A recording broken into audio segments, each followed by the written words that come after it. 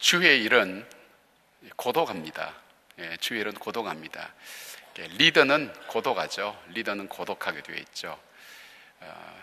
가끔 그런 생각 많이 합니다. 저는 지구촌 교회에서 이걸 처음 느꼈거든요.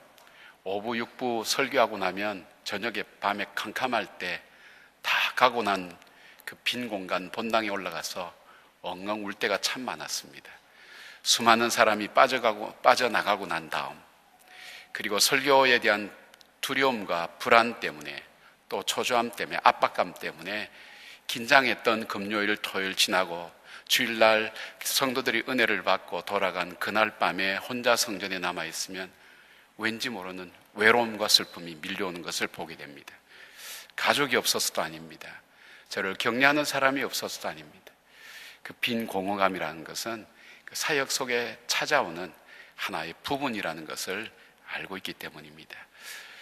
때로는 사람들의 그 동의나 사람들의 그 요구에 부응할 수 없을 때, 누구든지 사람 마음속에는 인정받고 싶어하는 욕구가 있고 사랑받고 싶어하는 욕구가 있는데, 때로는 하나님의 일을 하게 될 경우에는 그것과는 상관없이 때로는 죄송합니다마는 과감하게 밀어붙여야 될 때도 있습니다. 시간적인 촉박함, 충분한 정보의 나눔이 되지 못할 때는 가끔은 그렇게 해야 될 때 하고 나면 마음이 너무 괴롭습니다.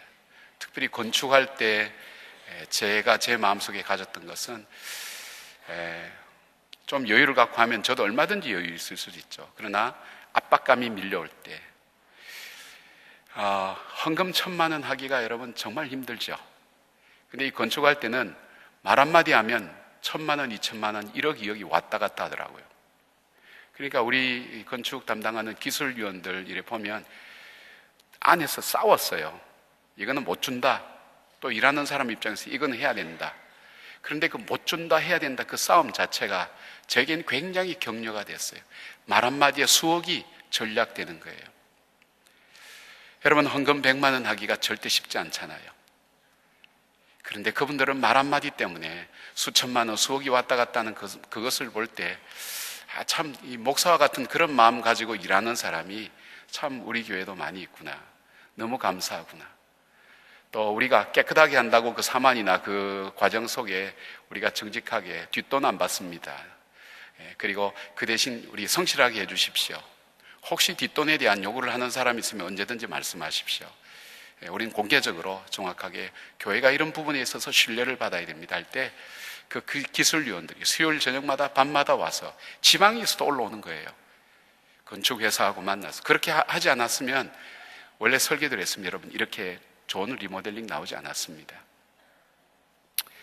그런 과정들 속에서 그분들의 참 역할들과 섬김이 굉장히 격려가 됐습니다. 돈이 쌓여진 곳에는 반드시 문제가 생깁니다. 교회도 빚을 지는 것이 교회 안정에 굉장히 도움됩니다. 이거는 정설은 아닌데 거의 정설처럼 각 교회 목사님들이 분명히 믿고 있는 거고, 우리 장로님들도 그것을 스스로 반성하고 아는 분들이 굉장히 많습니다. 돈이라는 것은 참 무서우면서도 좋은 것입니다. 그런 어떤 가운데서 하나님의 사역을 해나갈 때 하나님의 그 돈을 지키는 것, 여러분의 헌금을 지킨다는 것, 이거 정말 쉬운 것 아니었습니다. 돈 보면 신앙이고 뭐고 상관이 없거든요. 지킨다는 거 쉽지 않습니다. 그러면 사람들과의 관계가 어려워집니다. 또 때로는 여러분이 알지 못하는 사역을 밀고 나갈 때 그것을 붙들고 나간다는 것은 결코 쉬운 건 아닙니다. 제가 가능하면 이런 얘기를 잘 안 하려고 하지만 본문 속에서 계속 하나님의 사람들을 볼 때 그런 심정들을 많이 이해할 때가 많습니다. 바울이 그 사역을 향해서 나갈 때 얼마나 그가 힘들고 외로웠을까, 그런 생각을 많이 봅니다. 그런데 바울이 빌립보 교회에만은 바울이 특별한 마음을 가지고 있었어요. 바울이 필요할 때, 그가 감옥에 있을 때에 바울이 필요한 것을, 그들이 어려움 가운데서 거두어서 바울이 필요한 것을 지원하였고, 또 그뿐 아니라 바울에게 정신적으로 영적으로 많은 격려를 해준 그런 교회이기도 했습니다.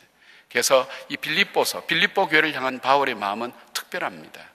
그리고 그 감옥에 있으면서도 이 빌립보서를 기록하면서 기뻐하라고. 이 기쁨의 책입니다, 이 빌립보서는.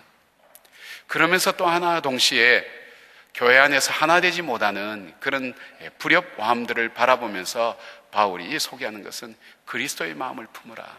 너희 속에 이 마음을 품으라. 그리스도의 마음을 품으라. 그러면서 디모데와 에바브로디도에 대한 얘기를 하고 있습니다. 디모데는 여러분이 접할 기회가 좀 많지만 에바브로디도라는 사람에 대해서는 자세히 알려져 있지는 않습니다. 바울은 에바브로디도에 대해서 이렇게 소개하고 있습니다. 그는 나의 형제요, 함께 수고하고 함께 군사가 된 자요, 너희 사자로 내가 쓸 것을 돕는 자라 그랬어요. 여러분 중에 참 인생을 살아가면서 여러분 이렇게 소개할 사람이 있습니까? 저 사람은 정말 나의 형제 같은 사람이다. 공동의 목표를 갖고 있다는 거예요. 그 공동의 목표를 위해서 함께 친밀감을 느낄 수 있는 사람이라는 거예요. 형제다.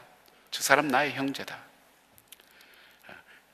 그리고 그는 함께 수고하고 함께 군사된, 필요할 때는 싸울 수밖에 없는, 양보할 수 없는, 이것만은 꼭 이루어야 된다는, 그리고 모함과 비난을 받는다 할지라도 이것이 내가 꼭 해야 할 일이면 함께 같은 자리에 서서 그 일을 감당해 나가는 사람이다. 이 비전이라고 하는 것은요, 증거가 없습니다. 비전은 믿음의 수밖에 나올 수밖에 없습니다. 그래서 현실에 대한 자기 관리나 그다음 매니저를 하는 사람에게서 비전 가진 사람은 허황된 꿈을 꾸는 사람처럼 그렇게 보여집니다. 그렇기 때문에 비전은 신뢰와 함께 공감과 함께 그것을 믿고 나가는 그 믿음의 마음이 함께 되지 않으면 비전은 절대 성취될 수가 없습니다. 여러분이 걸어온 길도 그렇게 걸어왔을 것입니다. 교회를 세워나가는 것도 마찬가지입니다. 그런데 여기에 에바브로디도에 대해서 바울이 이렇게 소개했을 때 얼마나 이 사람이 귀한 역할을 했는가. 격려하는 것만큼 중요한 건 없습니다. 우리 살아가면서 여러분 오늘도 격려합니다. 저는 우리 모든 영광 하나님께 할 때 3절 부를 때 그렇게 힘이 납니다. 위로의 주님이시여, 위로의 성령님, 우리를 오늘도 위로하시는 우리 성령님 감사합니다. 고맙습니다. 우리 가운데 오셔서 우리와 함께 동행해 주신 그 성령님 고맙습니다. 오늘 바울에게 있어서 이 에바브로디도는 자기 사역에 있어서 얼만큼 격려가 되었는가 하는 것을 이야기합니다. 격려에 대해서 말씀드렸죠. 이왕의 할 일을 기쁘게 할 수 있도록 도와주는 사람, 이왕의 할 일을, 그리고 나갈 힘이 없을 때 나갈 수 있도록 뒤에서 밀어주면서 그 사람으로 하여금 나갈 수 있도록 밀어주는 사람, 주저앉은 사람을 일으켜 세워서 그와 함께 같은 길을 절룩거리지만 같이 걸어갈 수 있는 사람, 그것이 바로 위로가 아니겠습니까? 오늘 여러분 삶 속에 위로가 필요 없는 사람이 있습니까? 여러분 속에 정말 오늘도 내가 살아갈 이 하루를, 어차피 하나님께 주신 생명 가지고 살아갈 이 하루를 기쁘게 살아갈 수 있도록 할 수 있다면 얼마나 좋겠습니까? 누군가가 나에게 오늘 하루를 살아갈 때 나에게 기쁨을 준다면 오늘 하루는 우리에게 힘든 하루는 아닐 것입니다. 그것이 바로 격려입니다. 그리고 내가 더 이상 나갈 힘이 없을 때 나에게 등을 밀면서 가자고 지쳐있는 나에게 뒤에 등을 밀면서 이 길 가야 된다고 밀어주는 사람. 어쩌면 여러분의 가족일 수도 있지만 어쩌면 여러분 곁에서 가장 여러분을 잘 아는 분들, 그렇게 밀어주는 사람 필요할 것입니다. 또 어떤 사람 주저앉을 때가 많습니다. 힘들 때가 많습니다. 그때 다시 일으켜 세워서 걸어갈 수 있도록 함께 동행해주는 바로 그 사람, 바로 바울은 이 사람을 소개하고 있습니다. 근데 이 에바브로디도가 어떤 사람이기에 바울이 이렇게 소개할 수 있을까?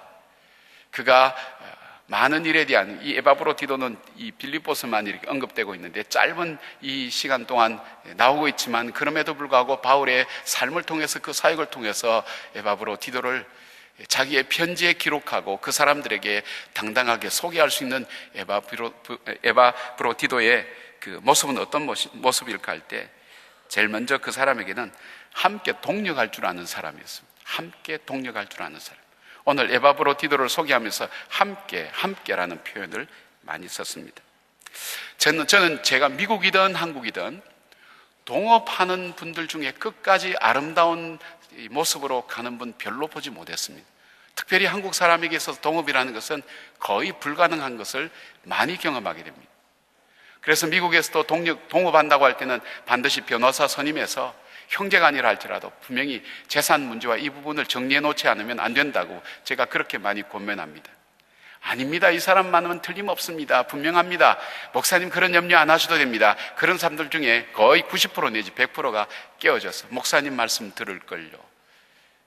이민교회는 특별히 그런 것이 굉장히 많습니다. 그래서 저는 꼭 형제라 할지라도 분명히 중요한 사업상의 돈 문제가 관련됐으면 반드시 계약서를 쓰라고, 그리고 법적인 문제가 났을 때 서로가 억울하지 않도록 정확하게 지금 적어 놓으라고 그렇게 하는 이유가 동업 어렵습니다. 여러분, 부부가 함께 산다는 것이 얼만큼 어렵습니까? 왜 어렵습니까? 각자 자기의 삶에 개성이 있고 살아온 삶이 있고 보는 관점이 다 다르기 때문에, 또 사람마다 추구하는 것이 다르기 때문에 다 다르게 되어 있습니다. 그러니까 갈등이 일어납니다. 내가 옳은데 저 사람은 옳지 않다고 얘기합니다. 내가 맞는데 저 사람은 틀렸다고 얘기합니다. 그런 갈등들이 동력한다는 것은 쉽지 않습니다.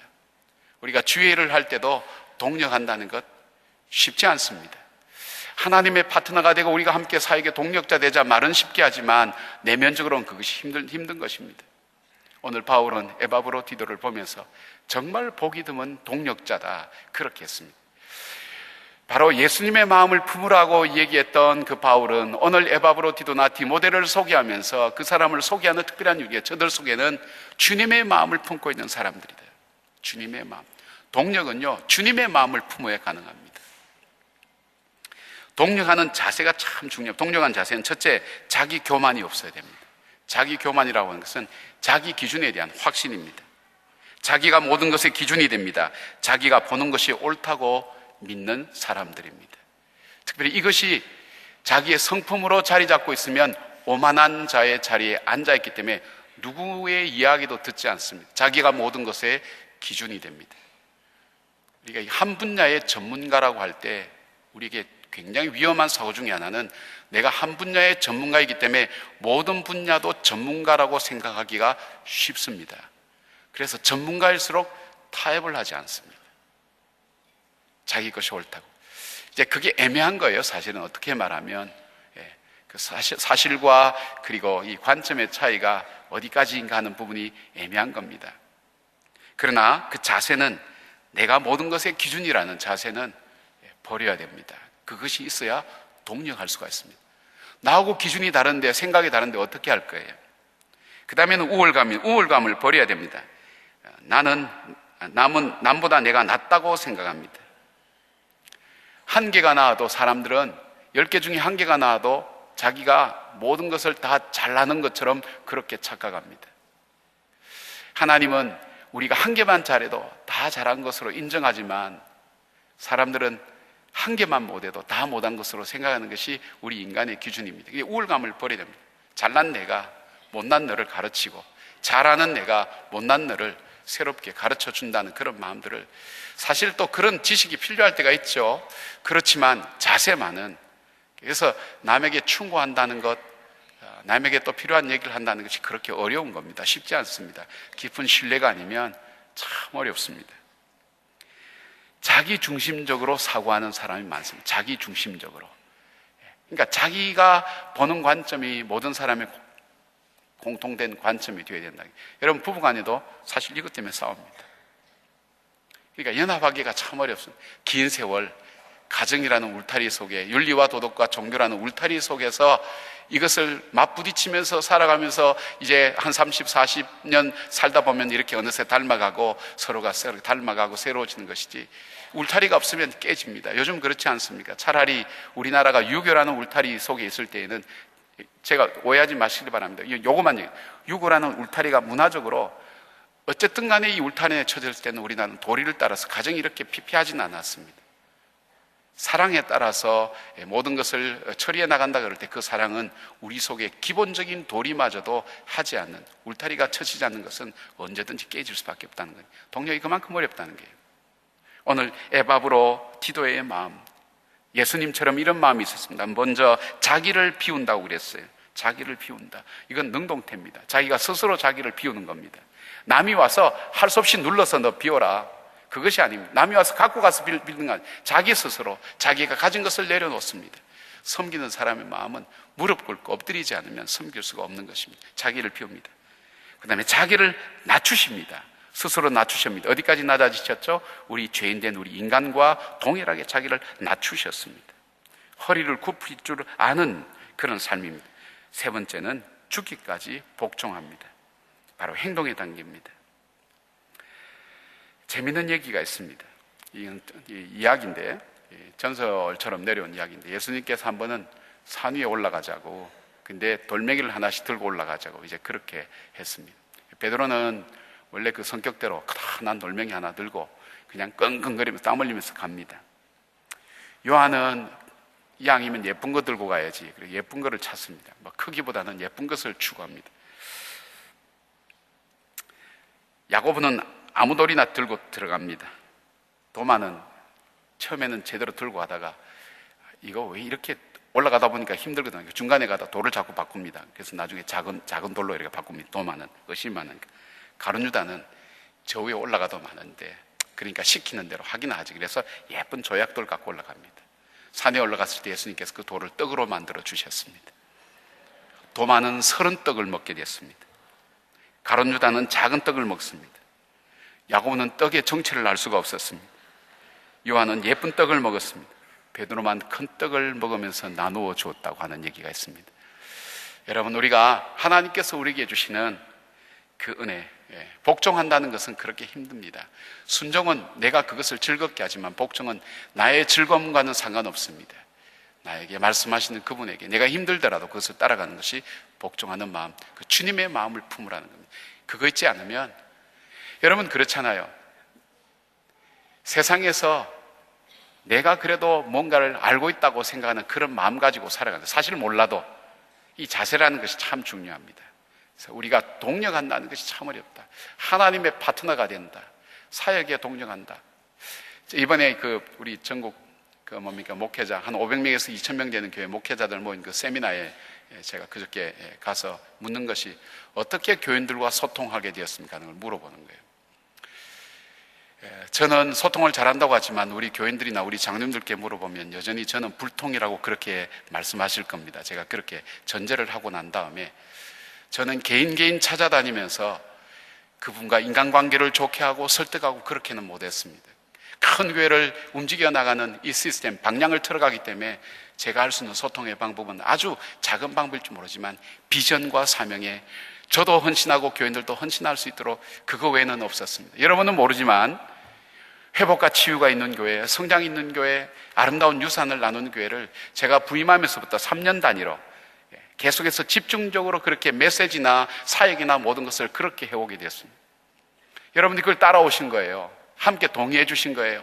지역사회를 섬기면서 이 앞에 금사라 같은 땅을 길로 만들고 가장 좋은 자리를 어린이 도서관으로 지역에 내어놓고, 이거 쉽게 못합니다. 여러분, 우리도 지금 어려운데 우리 헌금 모아서 어려운 사람 도와주는 것, 그것은 여러분께서 우리가 함께 세운 비전에 여러분이 함께 동의하고 가는 거예요. 이게 소통이었어요. 개인 만나서, 그러니까 그 목사님들 중 그래요. 당의원들 생일 때마다 그 집 앞에 가서 케이크 들고 촛불 켜놓고 해피 버스데이 투유 불러주고, 함께 해외여행 장로님들하고 같이 부부간에 같이 다니고. 글쎄요, 관계는 좋아지겠죠. 그러나 그것이 하나님 기뻐하시는 소통일까? 저는 그래서 가끔은 그 패러다임이 전환되지 않는 그 일 때문에 관계가 어려워지더라도 그 일을 위해서 때로는 그것을 묵살하고 나갔던 때도 있었습니다. 저희 소통 방법이 잘못된 것인지 모르지만 우리가 하나님께서 이 교회에 주신, 우리 교회에 주신, 이 시대에 주신 교회의 교회다움을 따르기 위해서 우리가 했던 부분, 여러분들이 나름대로 교회에 대한 것이 관점이 있지만 어쩌면 저는 이 분야의 전문가예요. 교회가 어떤 패러다임으로 가야 이 교회가 이 시대 속에 이 잘못된 것을, 관행을 끊어버리면서 복음 앞에 어떻게 바로 서가야 될 것인가 하는 부분을 하기 위해서 때로는 불편한 인간관계도 감수하겠다는 거예요. 저의 소통 방법은 그거였습니다. 아니, 하나님께서 제게 주셨던, 그는 처음 교회에 와서 함께 느꼈던 것입니다. 교회 처음 제가 부임하니까 다 나눠져 있었어요. 또 자기 편으로 다 이렇게 저를 끌어들이기 위한 그런 생각들도 많이 갖고 계셨어요. 그래서 시작한 것이 중보기도였습니다. 하나님의 말씀으로 여러분들을 하나님 말씀에 순종하게 한다면 우리의 순종함이 그 말씀을 따라 하나님께서 주신 그 목표를 향해 함께 가리라고. 여러분, 그래서 개인적으로 제가 만나고 설득하지 못한 미안함은 늘 있습니다. 그럼에도 불구하고 이 큰 교회가 가야 될 방향, 우리 교회는 단순히 우리 교회만이 아니라 한국교회의 모습이라고 생각하면서 그 부담감 안고 그렇게 걸어간 것을 봅니다. 동력한다는 것 정말 쉬운 것 아닙니다. 근데 에바브로디노는 동력이었다는 것. 이렇게 하면 당신은 다 옳고 우리는 다 틀렸구나, 그런 의미에서 말씀하는 건 아닙니다. 지도자가 가져야 될 시대를 보는 눈, 그리고 교회의 구조나 이런 부분들, 목양장로 제도라는 것은 저는 굉장히 앞서가는 방법입니다. 우리 장로님들께 감사한 것은 밖에 나가면 그 전부 다 싫어합니다. 장로님들이 행정적으로 해서 결제하고 그 다음에 그렇게 해서 하는 것 나중에 보면 이게 재밌습니다. 놓기 싫습니다. 이걸 한 2년에 걸쳐서 우리는 목사님들과 함께 계속 스터디했습니다. 법적으로 잘못된 거 없는가, 역사적으로 잘못된 거 없는가, 목회의 역사 속에 어떻게 되어 왔는가. 그래서 우리가 갖고 있는 그런 잘못된 것들을 우리가 극복할 수 있는 그래도 최소한의 그것이 뭘까? 우리가 65세 되면 넘어서면 그 5년간은 전적으로 하나님 앞에 성도들을 위해서 목양하는 그런 일에 함께 동참하는 것을 할 수 있도록 길을 열어놓지 않으면 하기가 어렵습니다. 이것이 뭘까요? 비전에 대한 공유입니다. 근데 참 어렵죠. 쉽지 않습니다. 오늘 에바브로디노가 가졌던 그런 마음은 바로 하나님의 말씀 앞에, 가정도 마찬가지 아닙니까? 아내 생각이 다르고 남편 생각이 다르면 이거 할 수가 없습니다. 결코 쉽게 결정한 것 아닙니다, 여러분. 많은 진통을 겪었습니다. 그럼에도 불구하고 필요하기 때문에 할 수 있었다면, 우리가 기도로 하나가 되고 함께 하지 않았다면 힘들게 되었다는 생각을 하게 됩니다. 동력할 줄 아는 사람, 하나님의 일을 위해서 동력할 줄 아는 사람, 바로 예수님의 마음을 품는 사람, 그 마음을 가지고 하나님 앞에서 나가는 그런 사람입니다. 그래서 여러분, 동력하는 사람과 가져야 될 것은 늘 이 비전에 대한 공유가 함께 이루어져야 됩니다. 사명은 자기의 정체성을 얘기한다면 비전은 방향을 얘기하거든요. 우리가 왜 이 일을 해야 되는가 함께 공감하지 못하면 같은 자리에 설 수가 없거든요. 우리가 가는 방향이 한 방향 아니면 그렇게 할 수 없거든요. 교회가 가는 방향이 뭘까요? 교회가 해야 될 일이 뭘까요? 성경에 분명하게 나와 있습니다. 방법은 다르지만 분명한 그 목표를 가지고 걸어갈 수 있는 인생, 동력의 마음입니다.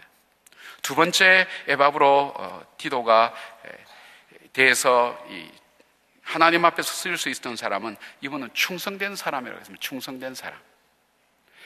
맡은 자에 구할 것은 충성이라고 했습니다. 충성만큼 중요한 게 없습니다. 시편 101편 6절 보니까 하나님 말씀에 내 눈이 이 땅에 충성된 자를 살펴 나와 함께 거하게 하리니 완전한 길에 행하는 자가 나를 수종하리라 그랬어요. 하나님께서 찾는 사람이 누구예요? 충성된 사람이에요. 충성된 사람은 뭘까요? 자기가 누구에게 충성해야 될지 그 대상을 알아요. 충성의 내용이 뭔지를 알아요. 그리고 충성의 자세를 가지고 있어요. 충성의 자세는 뭘까요? 정직한 거예요. 정직. 하나님께서 내게 주신 그 일에 대해서, 또 내게 맡겨준 그 임무에 대해서 사심을 갖게 되면 그때부터 문제가 생깁니다. 하나님 앞에 정직하셔야 돼요. 정직하셔야 돼요. 이건 저도 마찬가지예요. 여러분이나 저나 마찬가지예요. 하나님 앞에 가능하면 정직하기 위해서 몸부림쳐야 돼요. 왜? 우리 속에는 거짓이라는 것이 우리를 계속해서 지배하는 거예요. 정직이라는 이름으로 우리가 영적으로 깨어있지 않으면 우리를 왜곡시키면서 우리는 정직한 것 같지만 자기 의의를 가지고 이것이 바르다고 생각하기가 쉬운 거예요. 하나님의 사명에 대해서 우리가 투명하게 알아야 됩니다. 정직한. 그 다음에는 사명. 끝까지 자기가 맡은 일을 끝까지 할 수 있는, 내가 할 일이 무엇인지를 정확하게 아는 자세가 필요한 거예요. 그러니까 내 여건 따라서, 환경 따라서, 내 입장 따라서 하는 것이 아니라 사명자는 그 사명을 위해서 여건을 만들고 자기 자신을 변화시키는 사람인 거예요. 어느 전쟁에서 일어난 일인데, 이 적들이 포탄으로 이렇게 해서 아마 전화선이 끊어진 모양이에요. 무선이 없을 때니까. 통신병이 추적이 가다가 전화선이 끊어있는데 총을 맞은 거예요. 방법이 없는 게, 이렇게 할 힘이 없는 거예요. 그래서 선을 잇고 이빨로 물고 그대로 죽은 거예요. 나중에 위에 본부와 연락이 돼서 포도 쏘고 이렇게 해서 승리하고 가보니까 그 통신병이 이 끊어진 전선에 이를 악물고 그리고 이것이 떨어지지 않도록 일어나고 그대로 세상을 떠난 거예요. 죽은 거예요. 그게 사명인 거예요. 내게 주어진 일을 위해서 내가 끝까지 내 상황을, 그 사명을 이루는 일에 만들어가는 사람. 하나님께서 내게 주신 그 일을 위하여 내 환경을 만들고 내 자신을 바꾸어서 하나님과 그 일을 만들어간 사람. 에바브로디도는 뭐라 그랬어요? 그렇게 충성되게 하다가 자기가 병에 걸렸다 그랬어요. 육신을 별로 돌보지 않은 거죠. 그 목적을 위해서. 이것이 사명가의 모습이에요. 그 다음에 끝까지 어떤 방해 요소가 있어도 그 일을 이루어내는, 그것이 충성된 자세인 것을 보게 됩니다. 오늘 에바브로디도에 대해서는 그가 맡겨진 일에 사심이 없었습니다. 왜 그러냐? 빌립보 교인들이 돈을 보내서 에바브로디도를 통해서 바울에게 전하게 되는데, 사람이 현금을 딱 보면 마음이 달라져요. 저만 그렇군요. 여러분 전혀 안 그런 표정으로 저를 보는데 달라지더라고요. 에바브로디도에게 그 큰 돈을 맡겨도 그는 정확하게 전달했어요. 2차례나 이상 이 바울에게 정확하게 전달되었어요. 보내는 빌립보 교인들에게도 기쁨이었고, 또 하나는 그것을 받아들이는 이 바울에게도 기쁨이었어요. 성실하게 자기가 맡은 일을 흔들리지 않냐고 마지막까지 끝까지 할 수 있다는 것.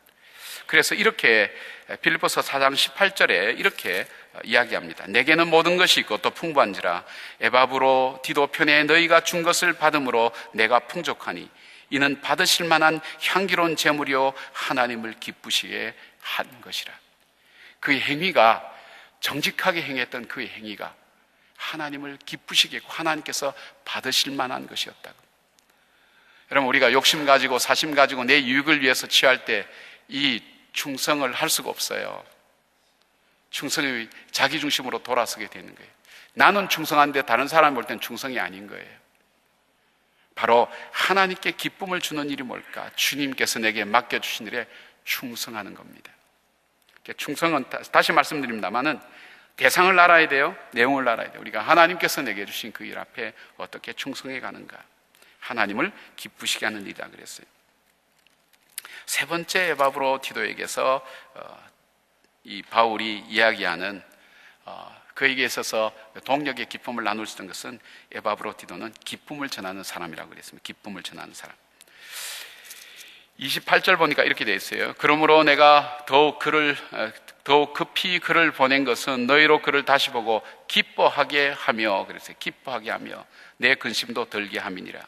29절 그러므로 너희가 주 안에서 모든 기쁨으로 그를 영접하고 또 이와 같은 자들을 존귀 여기라. 에바브로디도가 나올 때에 그에게 사용됐던 단어는 기쁨이에요. 기쁨을 주는 사람이었어요. 여러분, 어떤 사람이 기쁨을 주는 사람일까요? 제일 먼저는 성령의 열매 중에 희락이 있잖아요. 기쁨. 그럼 이 사람은 성령의 성품을 가진 사람이에요. 성령의 성품을 가진 사람이 어떤 사람일까요? 내가 보는 대로 선택하지 않아요. 하나님의 관점에서 보려고 하는 사람이에요. 여러분 그렇잖아요? 저거 자기 욕심대로 한다 이런 생각이지만 정말 하나님의 관점에서 일을 하려고 한다 할 때 그때 사람들에게 기쁨을 주는 거예요. 여러분 이렇게 생각해 볼 수 있어요. 내 기준 가지고 내 방법 가지고 정확하게 이거 잘못됐다 이렇게 얘기하는 사람은 어떠세요? 아무리 옳은 얘기도 받아들여져요? 그렇지 않지만 하나님의 관점에서 보고 긍휼과 자비함을 가지고 그 사람에게 다가갈 때 어떻습니까? 때로는 야단맞아도 기쁨이 있는 거예요. 그렇지 못할 때는 좋은 말 하는데도 마음에 불편한 거예요. 하나님 편에 서서 우리가 말씀을 나누면서 그랬죠. 이 패러다임, 그리스도의 영이 없으면 그리스도인이 아니라 그랬어요. 자기 중심적으로 판단하고 생각하는 것은 이건 보편적인 얘기예요. 인격자는 뭐예요? 자기 중심적으로 생각함에도 불구하고 다른 사람의 마음을 자기가 배려할 줄 아는 사람이 인격자예요. 그리스도인은 어떤 사람이 그리스도인이에요? 그리스도의 영이 없으면 그리스도인이 아니라 그랬어요. 그럼 우리에게 어떤 마음이 있어야 될까요? 주님의 마음이 우리들 속에 있어요. 주님의 마음. 에바브로디도 속에는 그 주님의 마음이 있었어요. 주님은 어떻게 보실까? 주님은 어떻게 느끼실까? 주님은 어떻게 행동하실까는 그 마음이 있었던 거예요. 여러분 교회 안이나 또 가정에서 여러분 직장에서 할 때 주님의 마음을 갖도록 한번 시도를 해보십시오. 우리는 관성의 법칙에 의해서 내가 생각하던 대로 그렇게 살아갈 수밖에 없거든요. 그럴 때 멈춰서서 하나님, 저는 이렇게 생각하는데 주님은 어떻게 보십니까? 제가 이제 지구촌 교회 있을 때, 이게 뭐 제 경험입니다만은 지구촌 교회 있을 때 제가 어떻게 이 땜빵으로 1년간 이동호 목사님 이 갈등이 없이 이 이동호 목사님을 잘 섬길 수 있을까? 제가 이제 부목사니까 목사님을 어떻게 하면 잘 섬길 할 때 이동호 목사님 스타일이 이거거든요. 알아서 해. 그래요. 뭐든지 그거 알아서 해. 세상에서 가장 어려운 말이 알아서 합니다.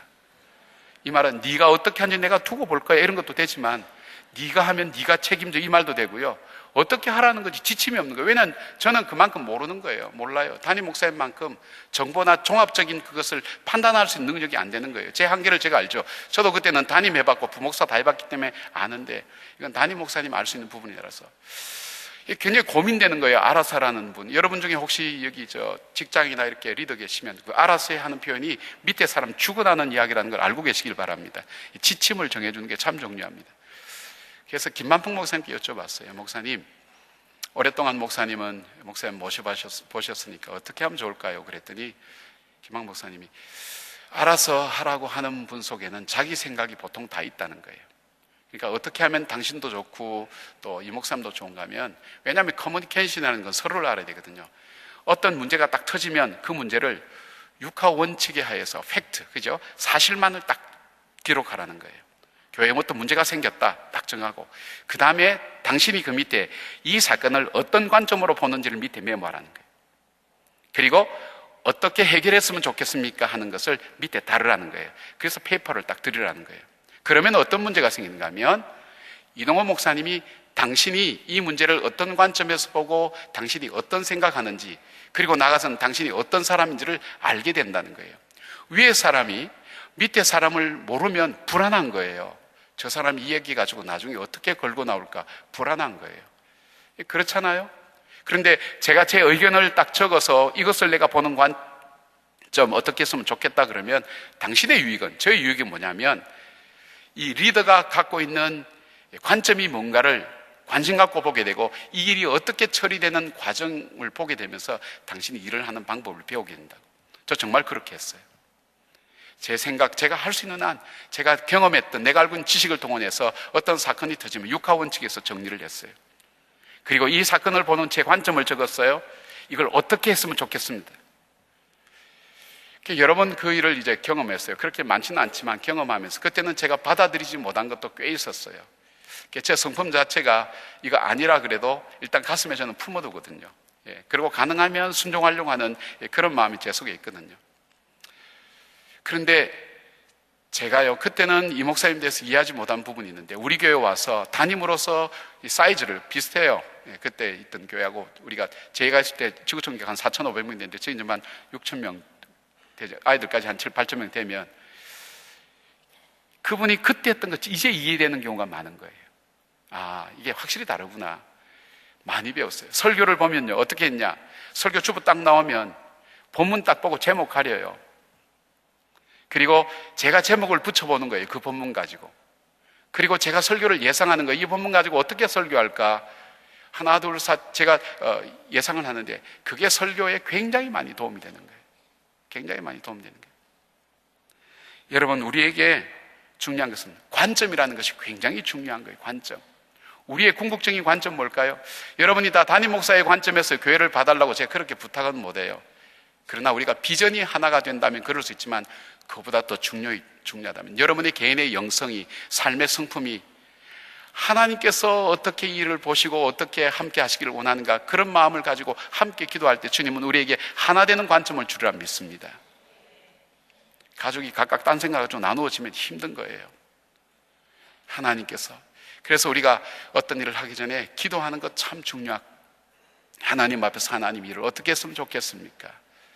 제 생각에는 저는 이렇게 살아왔고 저는 이게 옳은데 하나님 이 일을 어떻게 했으면 좋겠습니까? 많은 경우 우리의 욕심이 있는 것을 많이 봅니다.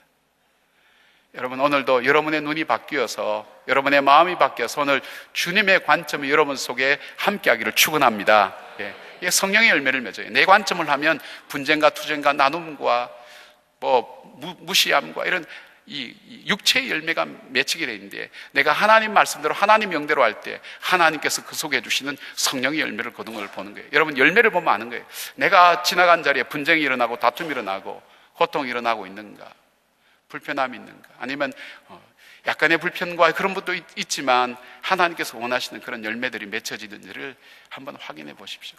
주님의 마음이 내 속에 있을 때 하나님께서 그걸 통해서 어떻게 해요?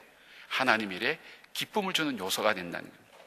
두 번째, 어떤 사람이 기쁨을 줍니까? 사랑하는 사람이 기쁨을 줘요. 사랑하는 사람이 기쁨을 줘요.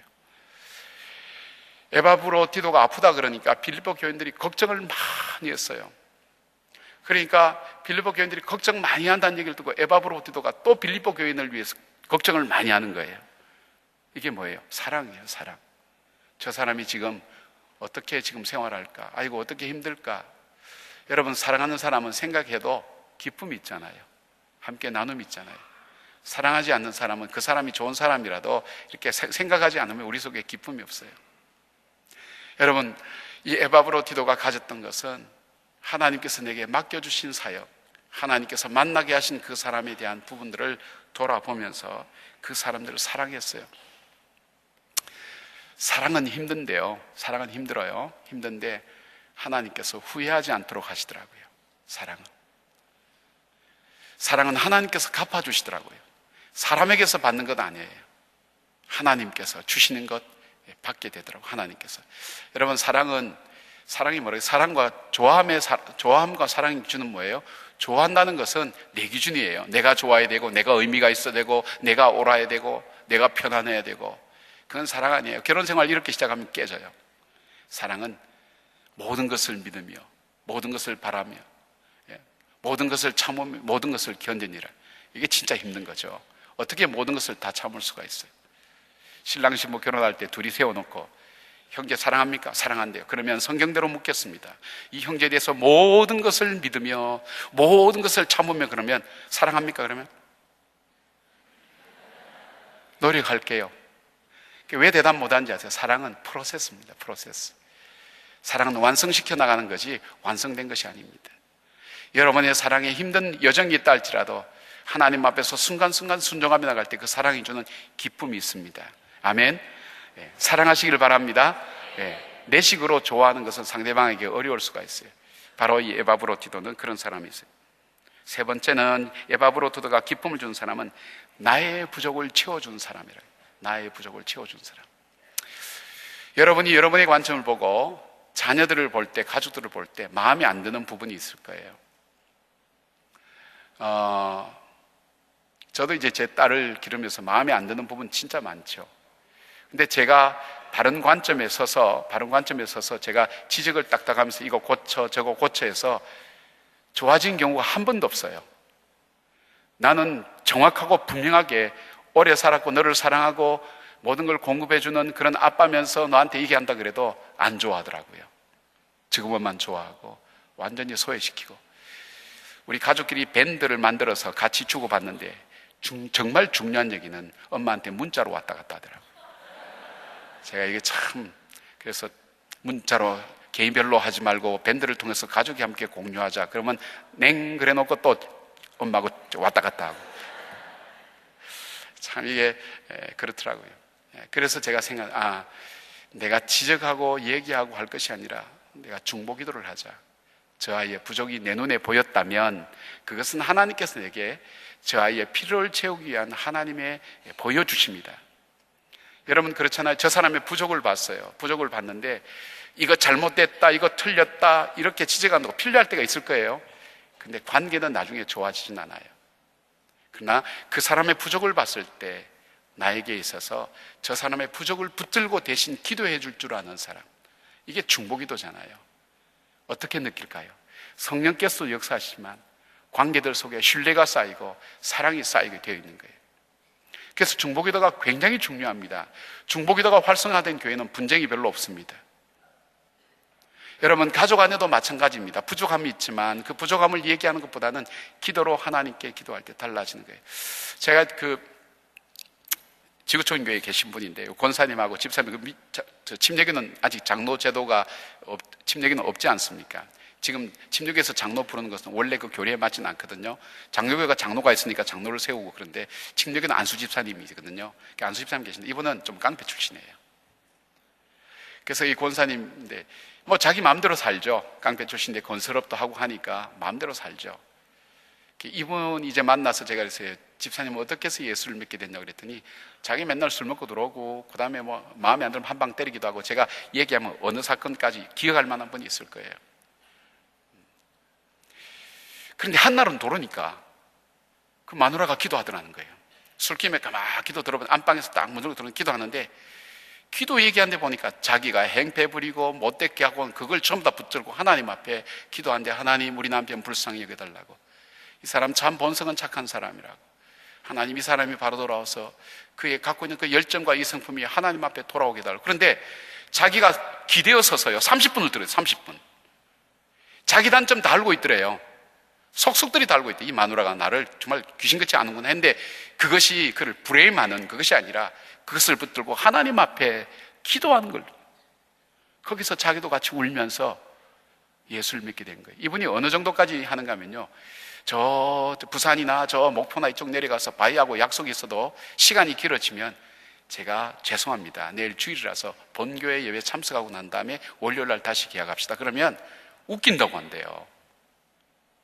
목사님, 그런데도 불구하고 제가 사업 지금 힘들지 않아요 그래요. 그분들이 오히려 신뢰한다는 거예요. 왜 그럴까요? 어디서 변화가 왔을까요? 부족함을 붙들고 기도해 줄 때. 저도 이게 참 잘 안 돼요. 그렇게 하지 말라고, 그건 아니라고 얘기하기는 쉬운데 그것을 가슴에 품고 묵묵하게 기도해 준 사람, 근데 그것이 나중에 알려질 때 기쁨이 되는 거예요. 그 기쁨은 뭐죠? 나를 바꿀 수 있는 힘이 되는 것을 보게 됩니다. 자, 에바브로디도라는 사람, 하나님께서 그를 써서 바울의 사역, 하나님께서 바울을 통해서 하시는 그 사역 속에 바울로 하여금 인간적으로 외롭지 않으면서 기쁨을 주면서도 하나님의 교회를 하나님 교회 만들기 위해서 사용했던 에바브로디도의 모습, 그는 함께 동력할 줄 아는 사람이었다는 것. 동력할 줄 아는 사람, 고고하게 혼자 서는 사람이 아니라 함께 동력하며 주의 뜻을 이루어가는 사람이 됐다는 것.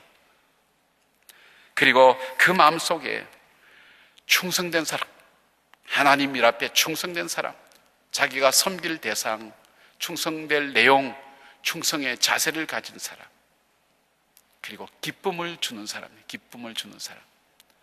나 주님의 기쁨 되기를 원하네. 우리 찬양 참 좋아하잖아요. 사랑하는 여러분, 오늘 이 말씀을 주면서 저도 저 자신에게 도전했어요. 너 정말 동안교회 역사 속에 정말 교인들이 생각할 때 정말 하나님 앞에 정말 저 사람은 참 아름답게 쓰임 받은 사람이라는 교회 역사 속에 기록될 수 있겠냐? 담임 목사니까 일반 역사는 기록되겠죠. 성도 여러분들 마음속에 김영준 목사로 인해서 참 하나님의 은혜를 내가 나눌 수 있어서 그렇게 성도들 마음속에 기록될 만한 그런 일을 너가 하고 있니? 두 번째, 우리 교인들도 저희 신앙 여정에 제가 편지를 하나님께 쓴다면 여러분의 실명을 거론해서 하나님, 이분이 저를 도왔습니다, 이분이 이 사역 속에 하나님을 유익하게 했습니다, 저로 하여금 부족을 채워줬던 사람입니다, 저에게 기쁨을 주었던 사람입니다, 그렇게 기록될 만한 여러분의 충성과 헌신이 있습니까? 그리고 우리가 함께 하나님 앞에 동력자로 쓰임받을 수 있는 그런 마음의 자세가 있는가? 하나님의 역사책에 기록됐던 에바브로디도처럼 오늘도 한 사람의 마음속에 기쁨을 주고 정말 충성된 사람이라는 마음의 기록 속에 기록될 만한 이름이 되겠는가?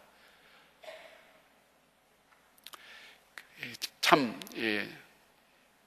무서운 얘기죠. 사실은 무서운 얘기죠.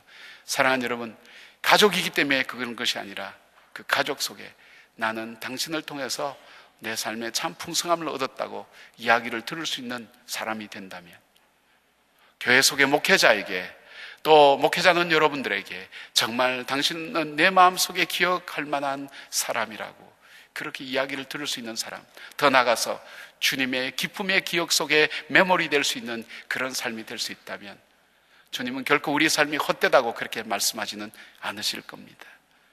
오늘도 나 주님의 기쁨 되기 원하니 에바브로디도가 분명히 불렀다고 생각되어지는 주님의 기쁨으로 살기를 원했던 사람, 그러기에 바울의 사역을 도울 수 있었고 빌립보 교회에 충성된 마음들을 전달할 수 있었고, 마음과 마음, 바울과 빌립보 교인들 사이에 그 먼 물리적인 거리에도 불구하고 마음과 마음과 신앙을 연결해 주올 수 있었던 그 기쁨을 줬던 에바브로디도처럼 여러분의 삶이 하나님의 행위록에, 생명책에, 그리고 사람들 마음속에 아름다운 기억으로 새겨지는 그런 삶을 살아야 되겠다는 마음을 여러분 함께 갖기를 바랍니다.